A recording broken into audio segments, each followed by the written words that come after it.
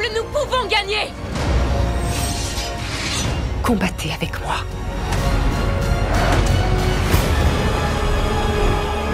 Chacun d'entre nous se doit de décider quel chemin il devra emprunter.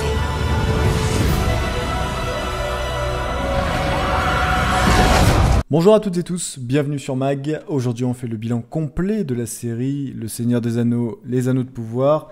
Cette première saison est-elle à la hauteur? Réponse tout de suite. Mais avant cela, si cette critique vous plaît, n'oubliez pas de partager, liker et de vous abonner.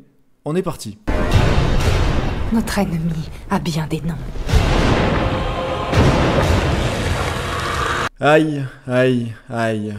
Une série que j'attendais avec impatience, avec un univers fantastique gigantesque, un méchant emblématique, des décors réels, un budget titanesque, le plus important de l'histoire pour une série. Bref, les étoiles sont alignées. Et pourtant, cette saison 1 est décevante. C'est pas faute de pas vouloir, mais son gros défaut reste sans nul doute son écriture. Je suis désolé, on peut me sortir tous les arguments du monde, comme « mais c'est bien que ça prenne son temps, ça installe l'univers »,« mais non, tu comprends rien, tu n'aimes que l'action ». Non, ça suffit. Cette saison 1 est mal écrite pour l'écrasante majorité des épisodes, et arrêtez de me dire cela. Car quand il n'y a rien à raconter devant moi, il n'y a rien. Quand pendant 10 à 15 minutes on fait traîner le récit avec du vide en conclusion, c'est qu'on n'a pas d'inspiration tout simplement. Et installer l'univers c'est bien, mais je rappelle juste que Jackson l'a déjà fait dans 6 films précédents, donc on connaît déjà cet univers, et qui plus est, il a réussi lui à le faire en l'espace de 20 minutes, au début de la communauté de l'anneau. Alors qu'on me dise pas qu'il faut plus de 9 heures pour installer un univers que tout le monde connaît déjà. C'est comme si un nouveau Star Wars arrivait et qu'on nous réexplique de nouveau pendant plus d'une heure qu'est-ce que c'est l'Empire. Et le pire c'est que là où on les attend au tournant, qu'ils savent qu'ils n'ont pas le droit à l'erreur, c'est-à-dire les batailles. C'est quand même ça qui a surtout marqué dans les films précédents de Jackson notamment. Et bien même ça, ils arrivent à le faire mal. Mon problème n'est pas qu'il y ait qu'une bataille sur toute la saison, oui, spoilers, dans l'épisode 6, mais qu'elle soit nulle quoi. Cette bataille est nulle, sans suspense, aucune musique d'envergure, emblématique, aucun plan mémorable, aucun retournement non prévisible, aucun spectaculaire dans les combats. Sérieusement, après 5 épisodes de teasing, on a droit à un combat entre 25 orques et 15 chevaux qui traversent un pont. Et bon sang, arrêtez aussi de faire du suspense et des cliffhangers sur des personnages qui ne risquent rien.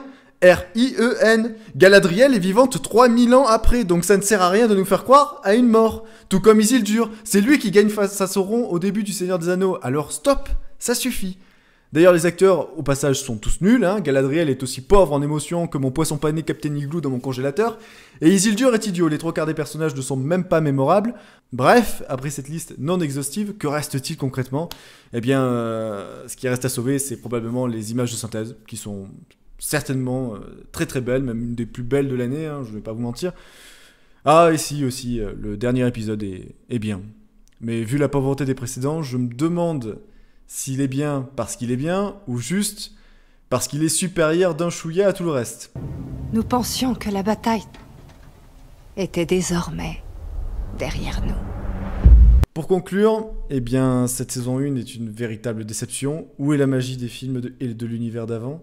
Où est le spectaculaire? Où sont les personnages emblématiques? En tout cas, ils ne sont pas dans la série Le Seigneur des Anneaux, les Anneaux de Pouvoir saison 1. Je vous recommande à la place plutôt de voir ou de revoir les films de Jackson qui seront largement supérieurs avec un budget au moins 5 fois inférieur et réalisés il y a plus de 20 ans.